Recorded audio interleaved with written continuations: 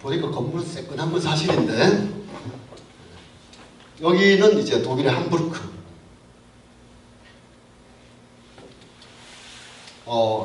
이 전체를 하펜시티라고 해서 도시재생의 거점이었습니다. 오래된 건물이 하나 있어요. 이거를 이제 재생해야 돼요. 따라 부수고 막 첨단의 걸 지을 수도 있지만, 저것을 부수게 되면 이 도시가 가지고 있는 장소적인 어떤 의미가 이제 상실된다라고 본 함부르크 주정부, 그리고 이 공사를 맡게 된 헤르조크 드 메롱이라는 건축가들은 이 건물을 계속 온전히 살리면서 이 위에 뭔가를 얻는데, 그게 뭐 첨단 공복의 자랑이라든지 뭐 새로운 랜드마크의 출현이라든지 이게 아니라, 그것이 들어섬으로 인해서 함부르크가 어떤 도시라는 것을 위험 있게 보여줘야 된다. 그래서 굉장히 오랫동안에 걸쳐서 작업을 하게 됩니다. 거의 65년도에 이렇게 거의 안 쓰게 되는데, 2001년, 2003년 한참을 하는 거예요. 2007년, 2010년 뭐 하나 하는데 잠깐 멈춰가지고 다시 토론도 하고 해서 이렇게 굉장히 시각적으로도 아름답지만, 이거는 멀리서 이렇게 가까이 이렇게 다가가면서 볼 때 하나의 거대한 선박이 이제 출항하려고 하는 듯한 느낌을 가지고 있습니다.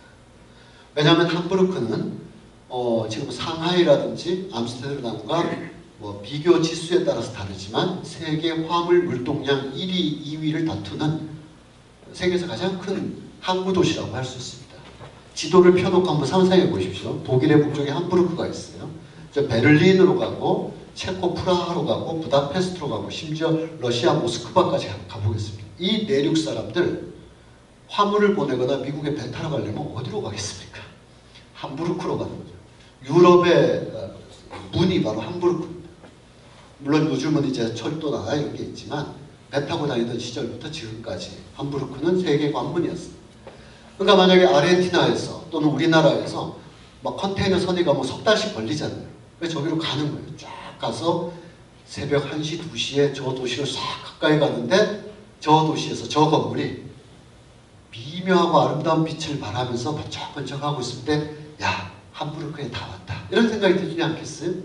또 함부르크 시민들도 이 배를 볼 때마다, 이 건물을 볼 때마다 항구 도시에서 살아냈던 200여 년의 노동의 삶의 기억들을 확 환기하게 되는 거죠. 이런 게 있어야 도시가 재생되고 있다라고 하는 거지, 저기에 30층 건물 뭐 이런 게 문제가 아닌 거예요.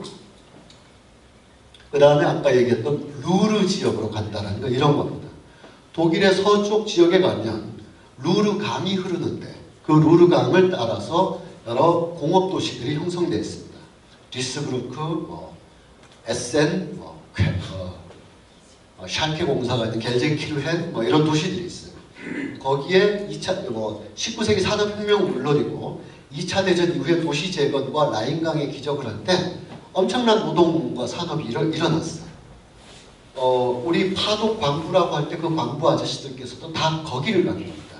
그쪽을 가는 건데, 거기가 한 1990년대를 전후로 해서 석탄 산업의 사양화에 의해서 도시가 이제 쇠락해가기 시작했습니다. 이거 어떻게 좀 살려야 되는 게 아니냐? 아까는 똑같습니다. 이 도시에서 살고 있는 사람들이 안 떠나야 될 것, 이 사람들에게 새로운 직업이나 삶의 기회를 제공할 것, 이들이 살아낸 삶이 위험 있고 존경받을 만하게 기억돼야 한다는 점, 이 세 가지 조건을 충족시키기 위해서 이 도시 루르 지역의 재단, 문화재단은 거의 25년째 지금도 하고 있습니다. 25년 전부터 했지만, 이 디스브루크, 도르트문트, 에센, düsseldorf 이런 지역입니다. 이 도시 붕괴의 위기 상황에서 IBA 엠셔 파크라는 기구를 만들어 가지고 수많은 작업들을 하게 됩니다. 수많은 작업을 하게 되는데, 심지어 이 기존에 있던 건물들을 좀 새롭게 옮겨서 쓴다, 이런 것도 있지만, 거기에 박물관, 극장, 학교 같은 걸 막 집어넣습니다. 특히 학교가 들어가야 젊은 애들이 낮에는 공부하고 밤에는 술 마시고 해서 이 도시가 활력 있는 거예요. 젊은 애들이. 젊은 애들이 밤에는 당구장도 가고 뭐 연애도 하고 길거리에서 손잡고 있고 이래야 도시가 살아있는 거 아니겠어요? 저녁 5시, 6시 되면 걸어다니는 사람 하나도 없는 도시가 그게 무슨 도시라고 할 수 없는 거죠. 그래서 새로 신설하는 학교나 부지 이전을 해야 되는 학교들은 다 저쪽으로 몰아 때려 넣는 겁니다. 해서 이런 것들이 막 들어서서 그리고 노먼 포스터 같은 뭐 건축가들도 이제 참여하게 돼서 뒤에 아주 낙후한 건물이 있죠. 그 건물을 이제 졸페라인이라는 지역인데 새로운 건물로 리노베이션을 하고 레드닷 디자인 박물관으로 바꿔서 그 안에 여러 최고의 시설들을 해놓습니다. 근데 여기서 1번, 2번은 된 거예요. 도시 주민들이 안 떠났어요. 그리고 이 박물관이나 이런 시설들에서 취직해서 뭐 새로운 삶을 살아요.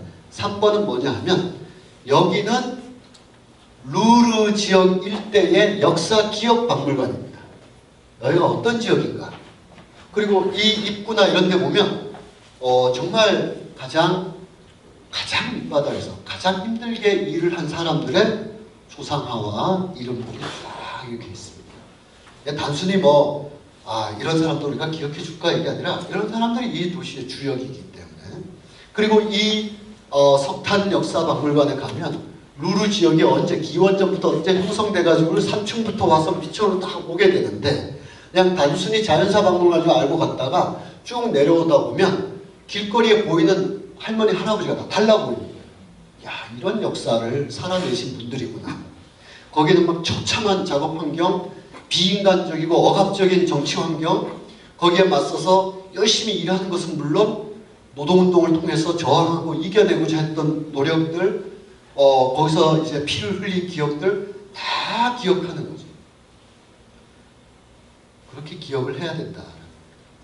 그리고 여기에 그 맞은편에 이 건물이 있는데 그 안에 가면 레드닷 디자인 박물관이라고 해서 이게 요즘은 뭐 약간 유명무실 아무나 제출하면 되는 것이긴 한데 옛날에는 이제 저걸 받으면 좀 좋은 상처럼 됐는데 그 안에 여러 오래된 시설물 속에다가 전시를 쭉 하고 있어요. 근데 이 전시 물품의 설명이나 이런 걸 보면 단순히 디자이너의 독특한 창의력만이 아니라 이걸 만들어낸 노동자들의 얽혀있는 이야기들이 쫙 펼쳐져 있어요. 이 의자 누가 만들었겠습니까? 이런 모든 이 도시를 누가 창건하고 누가 만들어냈는가에 대해서 인심 써주는 게 아니라 진짜 존중의 언어로 다 표현해내고 있습니다. 그러니까 이 도시를 재생하면 물론 이 도시에서 살았던 사람들의 삶의 기억도 아카이브를 하고 있는 거죠. 보호를 하고 있는 거예요.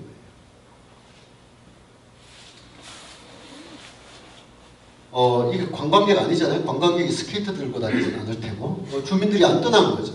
여름에는 수영하고 겨울에는 이렇게 매머드한 새로운 공간이 창출되자 이런 그 예술의 전당이나 미술관에는 들어갈 수 없는 혁신적인 파격적인 실험적이나 스케일이 큰 미술작들 또 장르 융합의 복합적인 예술들은 이런 대극장 같은 데서 공연하기 좀 불편하거든요.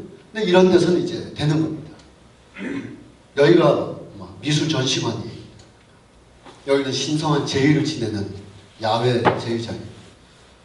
옛 철공 건물을 그대로 두고 나무를 심었는데 이게 계속 커져서 이걸 삐져나오도록 장기적으로 프로젝트화하고 있습니다. 용광로의 일부인데 여기서 이제 오페라를 쇳물을 식히기 위해서 물을 붓던 건데 그 물장치를 그대로 두고 이 바그너의 오페라 라인의 황금, 라인강을 이제 표현하고 있는 옛 공장시설 그대로 이 옛 공장시설 그대로 활용해서 뭘 한다라는 것은 저게 이제 모티베이션이 돼서 우리 뭐 마포 문화비축기지라든지 뭐 이렇게 많이 하고 있는데 그래서 그걸 하고 있는 것은 좋다. 오케바리가 아니고 좋은 일인데 하나는 빼먹고 하고 있다. 거기서 살아낸 삶의 기억, 노동의 기억을 자꾸 축소시키는 게 우리라서 그것이 좀 안타까운 거죠. 이런 게 이제 공연장이라 혁신의 예술들을 할 수가 있는 겁니다. 시간이 많이 지나서 제가 우리의 여기 좀 약간 넘어가도록 하겠습니다. 우리도 어렵고 힘겨운 삶을 분명히 살아냈고 거기에 대한 물리적 그 공간들이 여전히 곳곳에 남아있죠. 그 중에 대표적인 곳이 이제 정선, 사목, 고한, 철암 일대 탄광이죠. 가면 시설들이 있고, 요것뿐만 아니라 여기 여기가 이제 사북인데, 저 고한으로 해서 철암 쪽으로 넘어가는 정암사길 탁 돌기 직전에 보면 삼탄 아트마인이라는 그런 미술관도 있습니다. 거기서 어렵게 힘겹게 살았던 광부들의 삶, 단지 일만 힘든 게 아니라 비인간적인 노동 조건 때문에 너무 어려웠던, 그래서 거기에 대해서 좀 우리도 인간이다, 사람답게 해다오 그러면 저놈들 좀 빨갱이 아니냐 하고 몰아붙였던 그런 역사적 일들도 있는 거죠. 뭐 꼭 이것만이 중요한 건 아닐 테고, 또 거기서 살아낸 삶 자체가 중요한 건데, 삼탄 아트마인이라는 데 가면 이렇게 막 돼 있어요. 제가 여기를 쭉 관찰하고 쭉 돌아본 결과, 야, 이렇게 엉터리 같은 짓들을 하는구나, 이런 생각을 결국은 하게 됐는데, 저게 이제 그 정암광업소가 광업소의 옛 시설들을 아까 그 독일의 경우, 뭐 빌바오의 경우를 봐서 우리도 허무는 것보다는 재활용을 해보자, 이렇게 한 거예요. 그러면 그 광업소 측이나 아니면 정선 나가서는 강원도에서 여기에 이제 어떤 의미를, 아까 그 의미 3종 세트 있잖아요. 이 3종 세트 속에서 이렇게 해야 될 텐데, 뭐 여러 가지 이유로 민간업자한테 넘겨줬어요. 민간업자는 이런 게 하나의 오브제, 예술적 오브제가 있다는 걸 알고 굳이 치우는 것보다 놔두는 게 비용도 덜 들 거 아니에요. 저거 치우는 게 더 돈이죠. 그냥 놔두고 여기에 마치 이런 거죠. 엄마 어렸을 적에, 아빠 가난했을 적에 하는 추억의 공간으로 이렇게 구성을 해놨어요. 그리고 그 옛날 사용하던 뭐 도구라든지 수첩이라든지 다 놔뒀는데, 이 양반이 지금은 어떤지 모르겠는데, 제가 한 7, 8년 전에 취재하러 갔을 때는 이 양반이 아프리카 수집품들을 굉장히 많이 갖고 있는 거예요. 그 아프리카 같은 데 가서 여기서 저기까지 다 주세요 해가지고 배로 실어오는 사람들 있잖아요. 그 사람이 얼마나 감시관을 갖고 모았는지 몰라도 제가 보기엔 아프리카 토산품 막 잔뜩 모아놓은 건데, 그거를 저 1, 2층에 전시를 하는 거예요.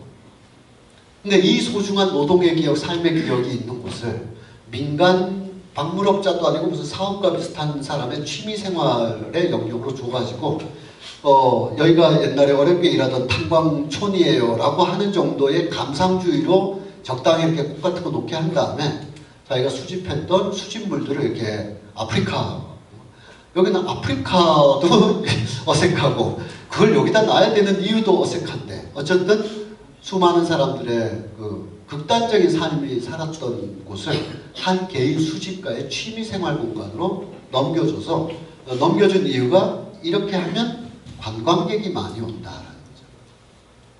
만약 관광객이 10,000명 오면 수지 타산이 난다고 쳐봐요. 10만 명이 오면 좋습니까? 100만 명이 오면 좋아요? 거기서 아프리카 토산품을 보는 게?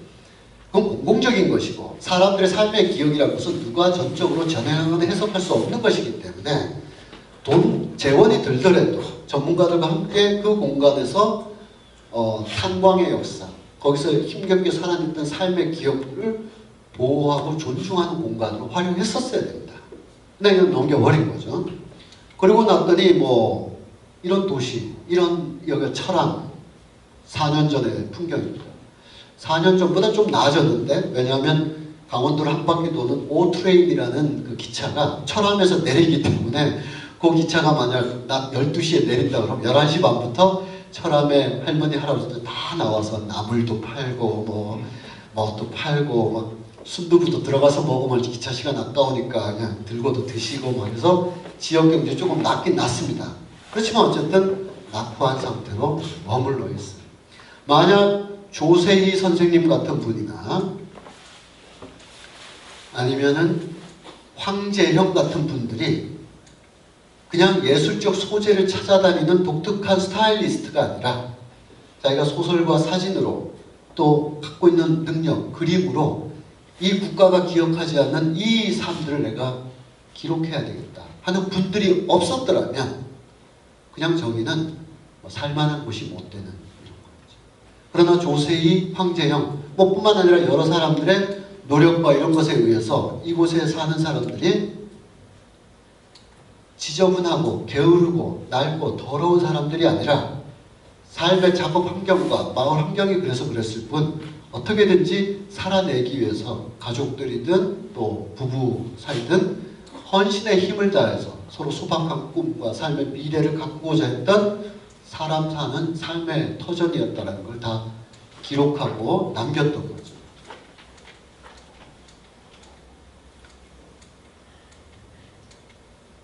이 철학력입니다. 근데 우리는 국가는 혹은 지방정부는 나는 산업전사 광부였다. 이 사진은 너무 아름답고 참 좋습니다. 산업전사. 그러니까 국가를 위해 이바지한 사람 정도로만 기억이 축소되는 거예요. 뭐 부정적이라는 뜻이 아니라 다른 의미도 있는데 그냥 노동의 기억을 국가적 관점에서 선언하고 끝내는 거죠.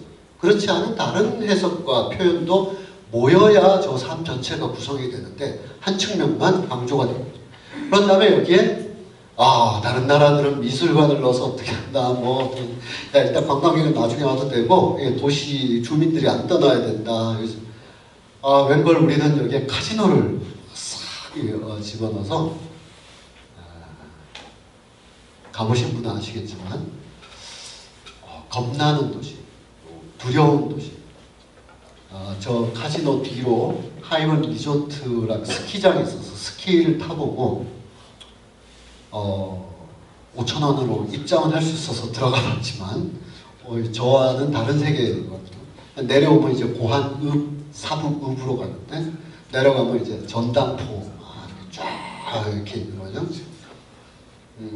그리고 거기에 그 화장실 같은 데 이렇게 하면 아직도 당신의 장기는 쓸만합니다 라고 써있고 제2의 기예요. 장기라고 저 장기 알 같은 걸 이렇게 놓죠. 장기라고 도시를 파괴시키는 거예요. 그냥 관광객 오고 돈 떨어뜨리고 거기 낙전 수입받고 그걸로 세금 돌려가지고 주민들 한 바퀴 휙 돌려주면 먹고는 산다라고 할 줄 알았는데 단순 재생산에 지나죠. 가치 있는 삶도 아니고 그저 하이월 리조트만 바라보고 있어 돈 떨어지기만을 기다리는 저기에 주민단체가 수십 개가 넘어요. 수십 개가 넘어서 한 사람이 거의 중복으로 7, 8개 가입돼 있어요. 거기에 지원금, 후생금, 복지금으로 근근히 살아갑니다. 하이월 리조트만 바라보고 사는 가치 있는 삶이 아니잖아요. 도시는 저렇게 되고 사람들은 저길 갈 때 두려워하고 무서워하고 당신의 장기는 튼튼합니다를 보면서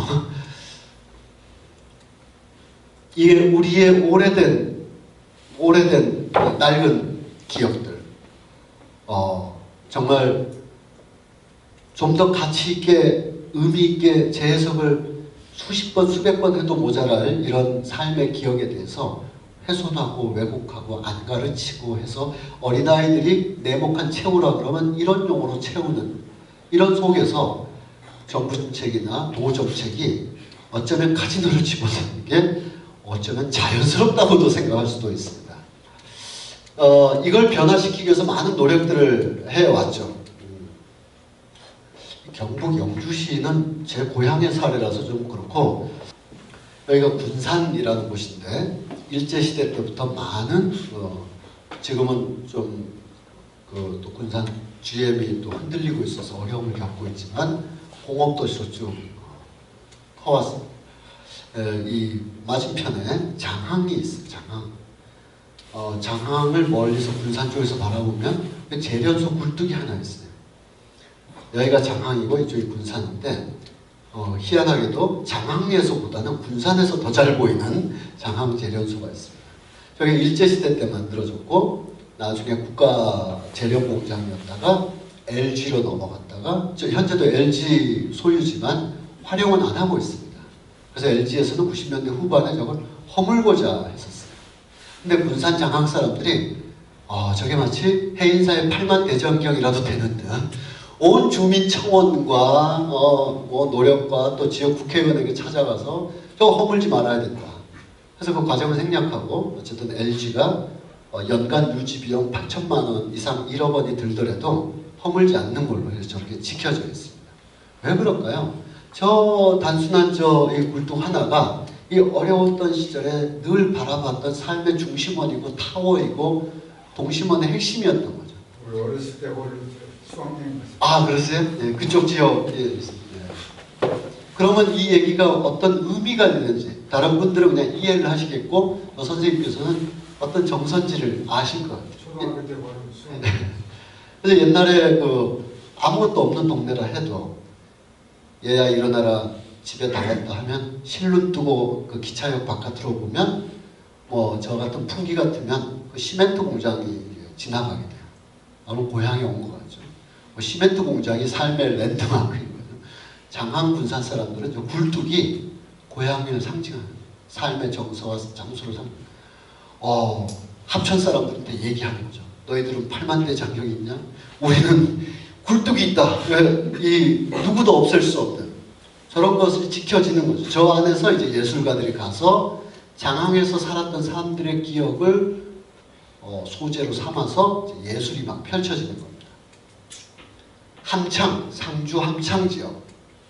여기도 요란하고 시끌벅적한 그런 벽화 이런 걸 안 그리고 마치 이 벽화에서 걸어 나온 듯한 사람들 또는 여기서 걸어가다가 이쪽으로 들어가는 듯한 삶의 기억들을 가지고 이제 벽화를 구성한다든지 아니면 섬유 갤러리가 있는데 상주하면 명주실로 굉장히 유명한 곳인데 그 명주실의 옷을 제법 거의 롯데 같지는 않지만 6화 정도 될 정도로 이렇게 디스플레이를 나름 이렇게 해놨습니다.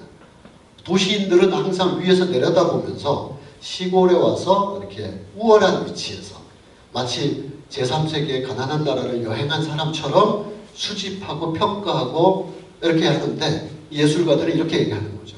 당신들이 함부로 건드릴 수 있는 옷이 아니다. 약간 물러서 가지고 감상하고 존중하면서 이거 지켜봐라. 이걸로 3대가 먹고 살았고 이걸로 애들 다 대학 보내고 살았다. 그래서 하나의 예술 작품으로 봐야지 이거 10,000원은 석장 주세요. 이게 아니다. 이게 이 디스플레이 뒤로 가면 명주실로 스트링이 쫙 이렇게 늘어서 있는데 이 안에 뭐가 들어있습니다. 그래서 더 가까이 가면 이제 녹슨 고철이 되다시피 한 어떤 기계가 저기 툭 놓여 있어요. 다른 곳 같으면 그냥 체험학습 놀러온 아이들이 저 기어 올라가는 거죠.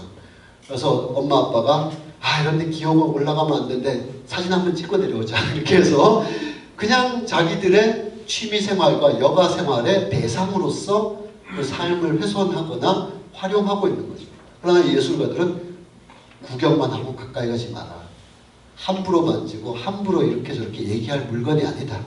이게 오래된 삶의 기억들이 저장되고 육화되어 있는 어떤 면에서는 정말 현대의 위대한 산물이다. 이렇게 되어가고 있습니다. 제가 나중에 또 기회가 되면 더 말씀드리겠습니다만 이 뒤로 이어지는 이야기가 뭐냐 하면 우리가 아까 그 전반전에 했던 얘기와 지금 이야기 또 다음 페이지에 남아있는 이야기를 결합시키면 뭐냐면 노인들에 대한 재인식 너무나 긴 고령화 사회 속에서 어쨌든 활력 넘치는 삶을 살아야 된다라는 인식 아래 노인들에 대한 이미지가 정형화되고 있다.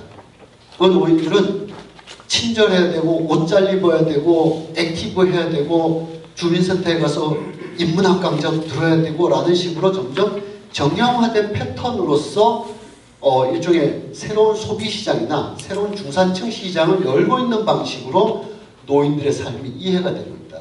어떤 분들은 몸이 아파서 어떤 분들은 사색이 좋아서 어떤 분들은 다른 방식으로 스타일이 다르고 태도가 다 다르기 때문에 병들고 약한 노인이 활력 있게 살아야 된다까지는 왔는데 이것이 마치 왕성한 소비와 트렌디한 옷차림과 콜라텍부터 어디까지 막 휩쓸고 다니는 방식으로서 노인이 새롭게 이미지 고착되는 게 아니라 자기들이 나름대로 살아왔던 삶의 모든 진폭과 골짜기 속에서 있었던 눈물과 회환, 후회 없는 사람이 어디 있겠어요? 실수와 잘못을 안 한 사람이 누가 있겠어요?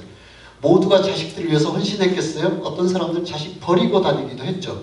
그런 것까지도 노출하라든가 쓰라는 게 아니라 그런 어떤 다양한 삶들의 기억들이 아카이빙되고 묘사되고 증언되고 하는 방식으로 노인들의 삶의 기억이 도시 속에서 여러 형태로 재현 조성돼야 된다. 이게 저희 이제 드리는 말씀인데 앞부분에 이제 좀 상황 설명이 길다 보니까 그 뒤에 부분을 조금 생략하게 된 점 좀 아쉽습니다만 중원부원보다는 이 정도 이렇게 말씀드리면 어떤 뜻인지 충분히 이해가 되시지 않았을까 해서 여기까지 말씀을 마치기로 하겠습니다.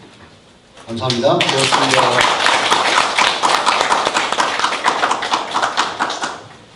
조금 염려를 했어요, 제가. 왜냐하면 사실은 뭐 하루 종일 얘기하라고 해도 하루 종일 얘기할 수 있을 만한 데이터 양과 에너지와 이런 걸 가지고 있는 분이어서 제가 시작하게 되면서 9시까지 마무리를 지어주고 싶다 하고 말씀을 미리 드렸어야 되는데 제가 깜빡하고 그걸 놓쳐졌어요. 그러다 보니까 조금 중간에 말씀을 다 못하시고 건너뛴 부분이 있어서 아마 그래서 그런가요. 혹시 지금 정윤수 선생님께 질문하시고 싶으신 분 혹시 계신가요? 저도 사실 질문을 열심히 써놨는데 시간이 많이 흐른 관계로 그냥 저는 좀 들은 얘기 중에서 인상적이었던 것들이 어떤 첨단 디지털 케어에 도움을 받지 못한 시골의 독거노인분들이 도시에 사시는 분들에 비해서 훨씬 더 건강하게 살아가실 수 있는 이유가 수치로 계량할 수 없는 삶의 실핏줄, 이 관계망 속에서 살기 때문에 그렇다라는 말씀은 우리 이제 노인 문제 정책을 하시는 분들이 귀담아 들어야 될 얘기 같다는 생각이 들었고요. 아마도 지금 말씀하신 거의 핵심은 저는 뭐 축약하자면 이런 얘기 같습니다. 그러니까 노인 한 분이 돌아가시면 도서관 하나가 사라지는 것과 같다는 이야기 아마 많이들 들어보셨을 거예요. 그래서 어떤 지역에서 그곳에서 살아가셨던 분들 그리고 앞으로 살아가야 할 사람들에게 자신의 어떤 인간으로서의 존엄을 느낄 수 있는 그런 공간을 만들어야만이 우리의 노인, 우리가 앞으로 나이 들면서 같이 살 수 있는 그런 삶이 어떤 존엄을 지킬 수 있는 그런 삶이 아니냐 그런 취지의 말씀해 주셨고요. 이 정말 전성원 선생님이 사회를 보시기를 정말 저는 막 하고 싶은 얘기는 많고 시간 없고 해서 막 급하게 마무리를 했는데 정말 일목요연하게 제가 준비한 것보다 훨씬 더 수준 높게 잘 좀. 네, 그 2시간 동안 그 강연해 주신 우리 정인 선생님께 큰 박수 한번 부탁드립니다. 네, 고맙습니다. 네, 감사합니다.